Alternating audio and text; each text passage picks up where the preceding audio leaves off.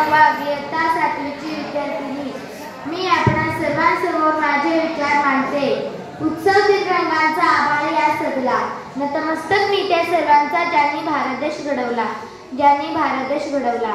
सन्माननीय व्यासपीठाच्या कार्यक्रमाचे अध्यक्ष, प्रमुख पाहुणे, वंदनीय गुरुजन वर्ग, उपस्थित ग्रामस्थ, पालको, माझ्या प्रिय मित्रमैत्रिणींनो, आपणा सर्वांना स्वातंत्र्य दिनाच्या खूप साऱ्या शुभेच्छा।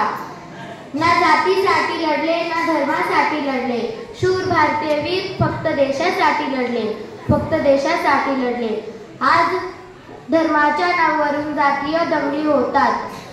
भारत मातेच्या हृदयाचे शेकडो तुकडे होतात। एकाच आईची लेकरे एकमेकांच्या रक्तासाठी तहानलेली असतील तर त्या आईची काय अवस्था होत असेल। तेव्हा आक्रमणामध्ये सर्वात जास्त सामान्य माणूस भरला जातो।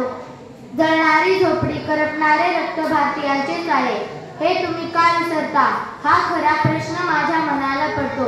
भ्रष्टाचाराच्या यंत्रणेमुळे मोठी व्यवस्था पोखरली जाते।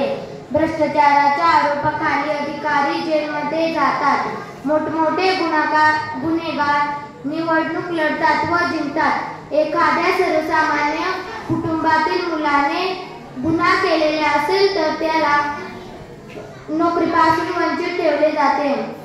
मोठमोठे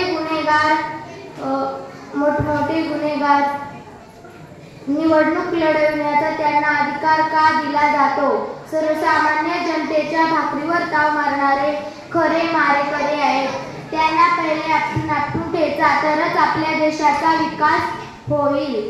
क्रांतिकारी बोलायचे की तुम मुझे खून दो मैं तुम्हें आजादी दूंगा। आज आमदार, खासदार, अधिकारी बोलतात की तुम मुझे कमिशन दो मैं तुम्हें कंत्राट दूंगा।